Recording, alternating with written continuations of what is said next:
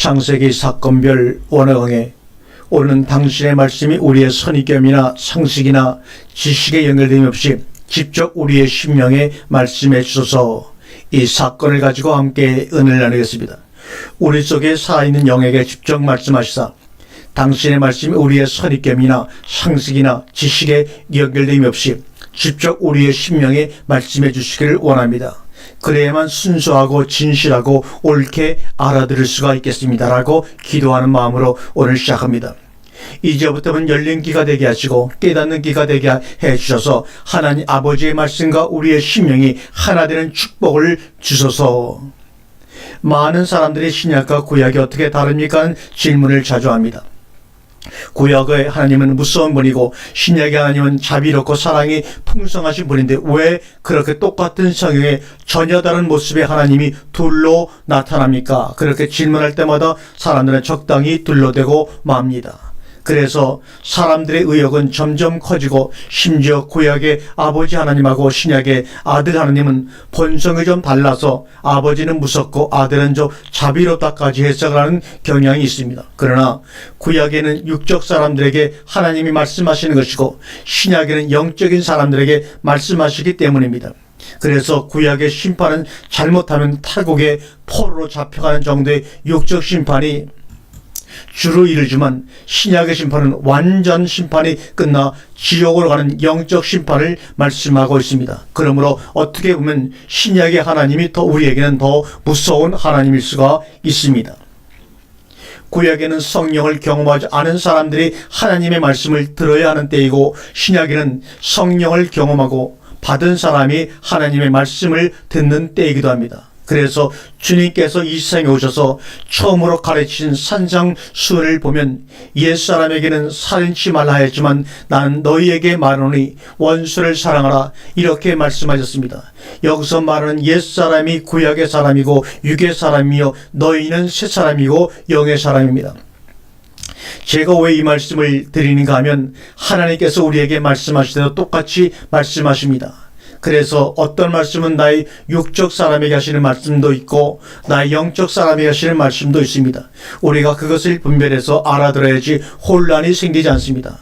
영적 사람에게 하는 말을 육적 사람에게 하는 것으로 육적 사람에게 하는 말을 영적 사람에게 하는 것으로 혼돈을 하면 신앙생활에 대단한 혼란이 일어납니다. 우리가 예수를 믿는다라고 하는 것은 무엇이 달라지느냐? 우리가 겉모습과 세상에 사는 것은 세상 사람과 똑같지만 세상 사람은 그냥 육적인 삶 하나뿐입니다. 그러나 예수를 믿을 때부터는 그 하나가 둘로 됩니다.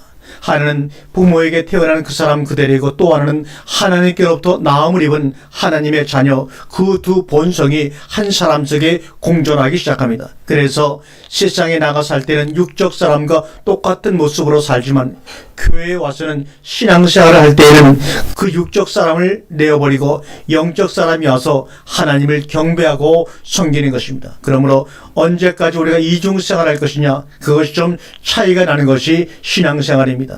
아무래도 처음에는 육적 사람의 요소가 강하게 나타납니다. 그러나 그런 사람들이 점점점 가면서 하나님의 사람으로 역전이 되기 시작합니다.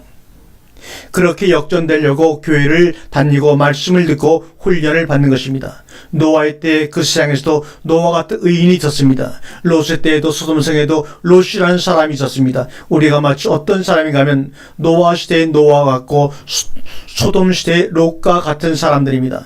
이 세상 속에서 살고 있는 하나님의 백성이요 구원받아야 할 백성이요 그리고 죄인들 중에서 의인이어야 합니다. 그런데 하나님께서 그 롯에게 말씀하십니다. 하나님의 백성 롯에게 말씀하시는 것이 아니라 소돔성에 사는 롯에게 말씀하시는 것입니다. 고로 우리가 성경을 볼 때 소돔성에 있는 나에게 하시는 말씀과 하나님의 자녀인 나에게 하시는 말씀을 분별할 줄을 알아야 합니다. 오늘 소돔성에 사는 육적인 롯, 세상적인 롯, 소돔성에 빠져나와야 할 델로에스에서 말씀하고 있습니다. 우리 대다수가 하나님의 말씀을 들을 때 육적인 사람으로 하나님의 말씀을 듣습니다. 그런데 하나님의 말씀이라고 하는 것이 영적인 상태에 있는 나에게 하시는 말씀인데 그것을 육적인 상태에 있는 나에게 적용시키려고 합니다. 그렇기 때문에 이성적으로 맞지 않습니다. 이성적 뒷받침이 이성적 판단이 뒷받침을 못해줍니다. 어느 날 늦다없이 저녁 어스름판에 남루한 옷을 입은 나그네 두 사람이 수돔성에 나타나 가지고 그 일어난 상황을 보고 롯에게 하는 말이 이 성을 떠나라고 하는 것입니다. 여러분, 오늘날 우리에게 그 말씀을 하시면 우리가 그것을 수용하시겠습니까? 이성으로 이해가 될 수 있는 말입니까? 전혀 아닙니다. 그래도 롯은 그 성을 떠났다는 것이죠. 노아 시대에는 노아 할아버지가 그 배를 만들고 있었으니까 노래 부를 여유라도 있었죠. 그러나 롯에게는 어느 날 갑자기 늦다없이 나타난 남난 옷차림의 나그네 두 사람이 이 성이 멸망하니 떠나라고 합니다. 그 말을 어떻게 받아들여야 되겠습니까? 수돔성의 타락 문화는 어제 오늘의 일이 아니라 어제부터 예전부터 있었던 문화입니다. 오늘 저녁에만 일어난 사건이 아닙니다. 밤마다 일어나는 사건이고 아무것도 아닙니다. 여러분, 하나님께서 너희는 지금 이 세상을 떠나라고 그러면 누가 믿겠습니까? 집은 어떻게 하고 자식은 어떻게 하고 그동안 쌓은 지식과 재산은 어떻게 하고 떠나지 못할 정당한 이유가 수도 없이 많습니다. 그러나 믿음은 그 이유를 수용해 주질 않습니다. 이것이 바로 하나님의 말씀입니다. 롯에게는 노아처럼 예고편이나 조짐조차 없었습니다. 여러분, 하나님의 말씀이라는 것은 우리처럼 우리 자신들에게 아무런 준비나 아무런 예고도 없이 들이닥칩니다. 사랑하는 성도 여러분, 우리는 너무 악합니다. 무엇이 악한가 하면 하나님 말씀 앞에서 여러 가지를 생각하고 계산해보고 따져보고 그리고 분별해봅니다. 그러면서 말이 많습니다. 그런데 내가 여러 가지를 이유를 대는 동안에 하나님의 심판은 더 가까이 다가오고 있다는 사실을 우리는 인식을 하지 못하고 있습니다. 12절에 말합니다. 그 사람들이 롯에게 이르되 이외에 내게 속한 자가 있느냐? 내 사위나 자녀나 성 중에 내게 속한 자들 다 성 밖으로 이끌어내라고 롯에게 천사들이 말을 하고 있습니다. 여기서 충격적인 말씀이 바로 오두미 레카포라고 하는 말입니다. 오두라는 말은 한계를 나타내는 부사인데 이 오두라는 말을 우리말 성경에는 이외에 내게 속한 자가 누구냐라고 해석을 했는데 저는 이 해석을 그렇게 하고 싶지 않습니다. 왜냐하면 내게 속한 자가 누구까지냐 하고 밑에 가서 사위나 아들들이나 이렇게 나옵니다. 그러니까 이외라는 것은 해당이 되지 않습니다. 그러므로 하나의 구문으로 여기 내게 속한 자가 누구까지냐라는 겁니다. 여기에 내게 속한 자가 누구까지냐? 오두미 레카포. 여러분이 오두미 레카포 안에 얼마나 많은 사람이 들어갈 수 있다고 생각을 하십니까? 이것이 내 신앙의 척도입니다. 오늘 19장 본문을 통해 롯이 대단하다는 생각이 사실은 들었습니다. 노아 시대는 노아가 하나님의 말씀이라도 직접 들었죠. 그러나 롯이라는 사람은 하나님을 만나본 적이 없습니다. 어느 날 저녁에 소돔성에 찾아온 나그네 두 사람이 하는 말만 들었을 뿐입니다. 그리고 소돔성을 떠나옵니다. 이게 여러분 정말로 쉬운 결정일까요? 믿음은 말씀대로 안 될 것을 믿는 것이 아니라 말씀대로 될 것을 믿을 뿐입니다. 될 것만 믿으시기를 바랍니다. 아멘. 창세기 19장 16절과 그래도 지체하며 라고 합니다. 그러나 롯이 지체하며 그 사람들이 롯의 손과 그 아내의 손과 두 딸의 손을 잡아 인도하여 성 밖에 두니 여호와께서 그에게 자비를 더하심이라. 손을 잡아 와야 하직구, 이것은 사역형입니다. 억지로 꽉 붙잡고 강제적으로 끌어내는 겁니다. 15절에 보시면 내 아내와 두 딸을 일어나 이끌어내라. 라카우 큼카우에서 너는 일어나서 그들을 취하라. 이 라카 동사라는 것은 취하라, 잡아라 그런 얘기입니다. 그런데 16절 와서는 이 동사가 바뀝니다. 하자크 동사라고 해서 라카에서 하자크 동사라고 해서 이 말은 에스겔스에 어원이 되는 단어인데 강하신 하나님 그런 뜻입니다. 그러니까 붙잡아도 꽉 붙잡고, 그러니까 한 번 천사의 손에 붙잡혔다면 뺄 수가 없습니다. 라카 동사는 그냥 데리고 가는 것인데 하자크 동사는 꽉 붙잡고 강제적으로 끌고 가는 것입니다. 무엇을요? 손을 붙잡고 가는 것입니다. 이것을 우리말로 표현하면 손에다가 수갑을 채웠다는 것입니다. 더 이상 도망 못 가게 하려고 말입니다.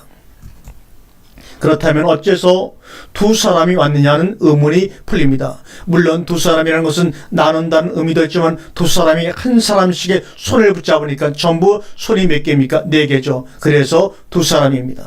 그래서 그 수갑을 채운 것이 뭐냐면 그것이 바로 이 본문의 여호와의 인자하심입니다. 하나님의 인자하심은 우리의 손에다가 수갑을 채우는 것입니다.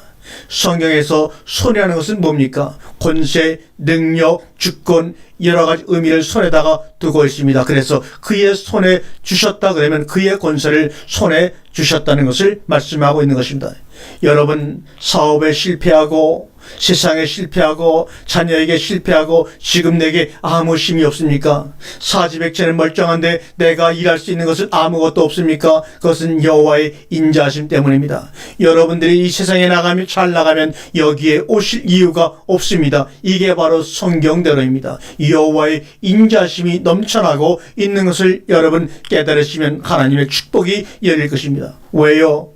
왜? 그러지 않으면 여러분을 건져낼 수가 없기 때문입니다. 이것이 육적 사람의 구원이라는 얘기입니다. 그래서 육적 사람의 구원을 이런 방식으로 하나님이 하시는 겁니다. 육적 구원이라는 것은 의미가 없습니다. 자기가 찾아와야지. 그를 이끌어 성 밖에 두니 여기서 보십시오. 동사 끝에 전부 다 와부가 붙어있죠. 이것이 다 3인칭 전미사입니다. 이 3인칭 단수 전미사가 누굽니까? 3인칭 목수는 천사들이고 3인칭 단수는 롯입니다. 그런데 사실상 손을 잡아서 이끈 사람은 넷인데 성 밖에 인도하여서 둔 대상은 누굽니까? 한 사람입니다. 나머지는 따라붙는 겁니다. 여러분, 왜 이 말씀을 꼭 알아야 되는가 하면 억지로 하자크로 손을 잡아서 끌어낸다고 그래서 그것이 구원이 아니라는 겁니다.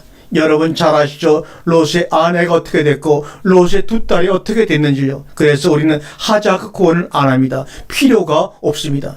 주님이 세례야 요한을 보시고 하시는 말씀이 여자가 낳은 자 중에 저보다 큰 이가 없지만 천국에서는 지극히 작은 자라도 저보다 큰 자라고 그랬습니다. 여러분, 이 말씀을 어떻게 해석하시렵니까? 세례 요한이 세상에서 엄청 대단했죠. 세상에서 인정받고 세상에서 대단하다는 이름을 가진 사람일수록 천국에 가면 뭐냐? 별것도 아니라는 겁니다.